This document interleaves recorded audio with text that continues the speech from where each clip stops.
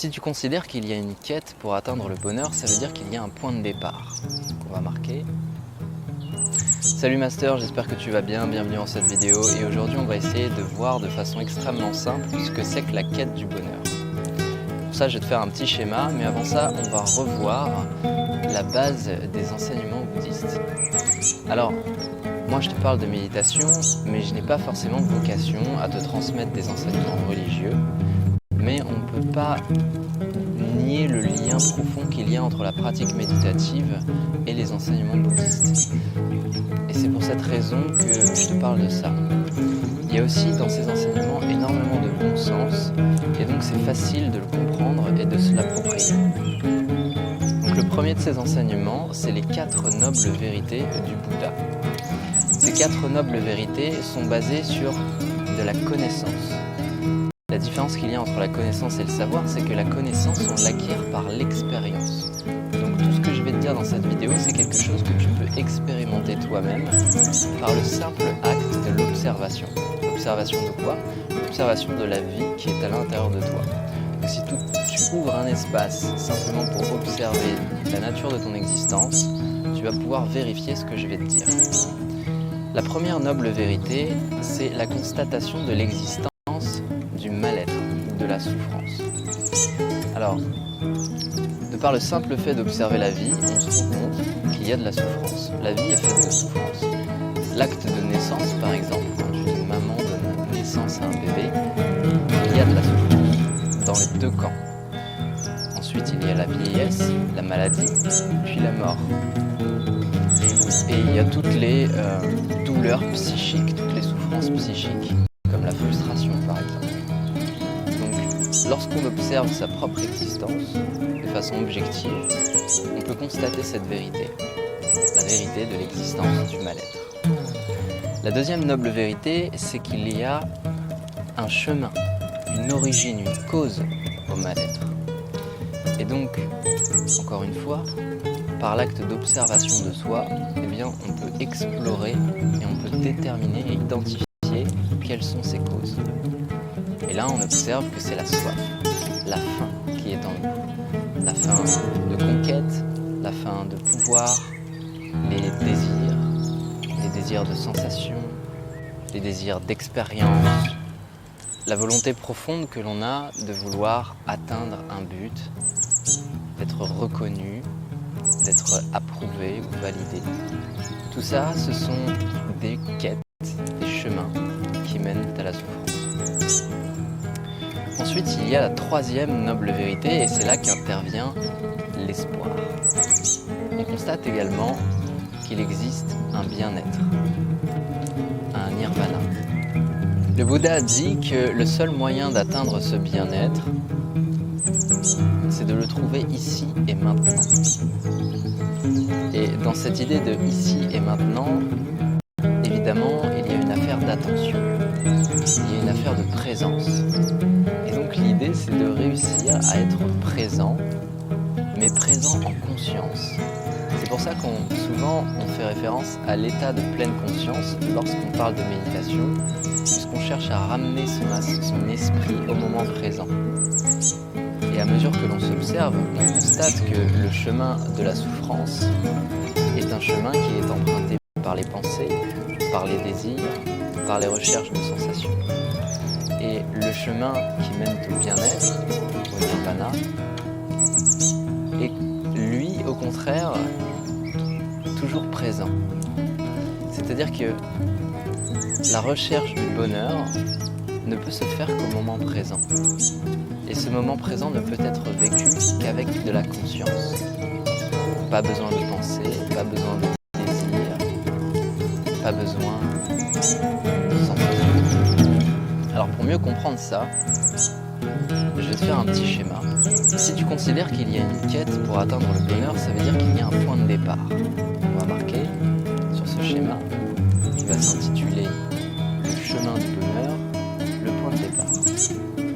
On va dire que tu vises la lune. Alors, le bonheur pour toi, c'est d'atteindre la lune. C'est ta destination. Entre ton point de départ et cette lune, il y a donc un chemin. Il y a une distance. Et là, si tu observes attentivement ce chemin, tu vas constater simplement et logiquement qu'il y a en fait une séparation entre le point de départ et l'objectif. Ça veut dire que cette vision d'atteindre le bonheur comme un objectif, comme une destination, est une vision dualiste, puisqu'il y a une séparation entre le bonheur et le chemin qui mène au bonheur. Ça veut dire que le chemin qui mène au bonheur n'est pas le bonheur lui-même. La vision bouddhiste nous inspire vers quelque chose de différent. Elle dit qu'il n'y a pas de chemin. Elle dit qu'il n'y a pas de quête. En réalité, le chemin est le bonheur lui-même. Ça veut dire que la lune est déjà présente au point de départ et à toutes les étapes du chemin. Et c'est ça l'enseignement le plus important pour commencer. C'est de prendre conscience qu'il n'y a pas de distance entre le bonheur et nous. Il n'y a pas de distance entre le moment présent, la quête et la destination. Tout ça se trouve exactement dans le même point. Et la difficulté, c'est de réussir à trouver ce point, à le vivre, à vivre ce bonheur. Parce que, encore une fois, s'il y a un chemin à prendre, ça veut dire qu'il y a une destination et donc que cette destination n'est pas présente actuellement. Or, le bonheur n'est pas un endroit, ce n'est pas un lieu. Et il ne peut pas être matérialisé par des circonstances. Le bonheur, il est intrinsèque à la nature de l'être. Et donc, on peut retrouver ce bonheur maintenant. Et ça prend quelques secondes. Alors, je sais que ce concept peut paraître abstrait pour beaucoup de gens. Et je sais que lorsqu'on parle du bonheur, on regarde notre situation dans le moment présent. On dit voilà, il me manque ça pour être heureux, il me manque telle relation, il me manque telle situation, il me manque des biens matériels, il me manque de la reconnaissance, il me manque de l'argent, il me manque une forme de validation, une approbation. Et on va aller chercher dans les circonstances extérieures la quête du bonheur.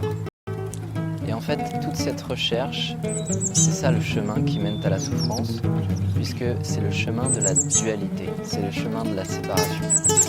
À partir du moment où je considère que je suis séparé des choses, je suis séparé de mon objectif, je ne suis donc pas l'objectif, et donc je suis dans une quête qui en fait me mènera toujours à la souffrance, à l'insatisfaction, à la frustration, etc.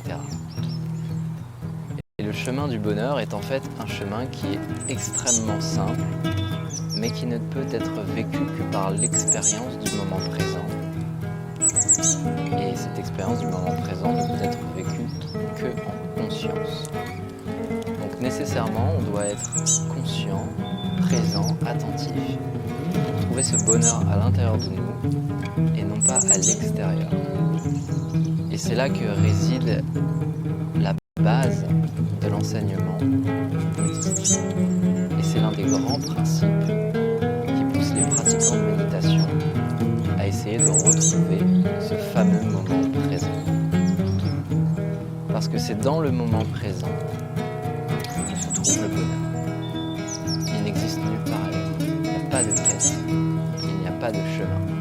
Toutes les quêtes et tous les chemins mènent à la souffrance, car le bonheur n'existe que maintenant, dans le présent. Voilà ce que je peux te dire.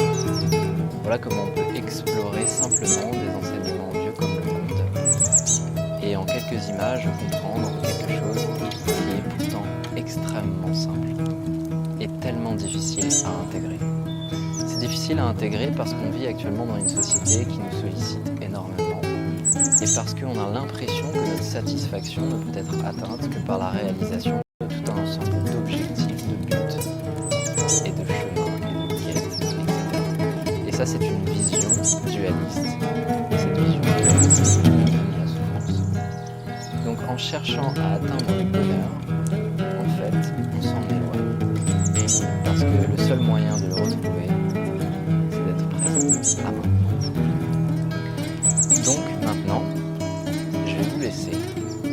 je vous invite vraiment, lorsque vous allez pratiquer votre méditation, à essayer d'intégrer ça. Si vous avez un but, si vous avez un objectif, si vous avez des attentes, observez ces attentes, observez ce but, observez cet objectif et essayez simplement de ressentir maintenant le bonheur. Parce que le bonheur est dissocié du but, il est dissocié de l'objectif.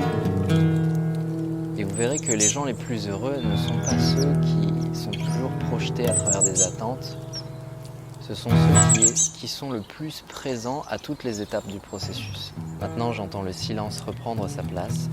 J'espère que ce que je t'ai dit sera entendu. Le calme ouvre un espace. Je te laisse. Médite là-dessus.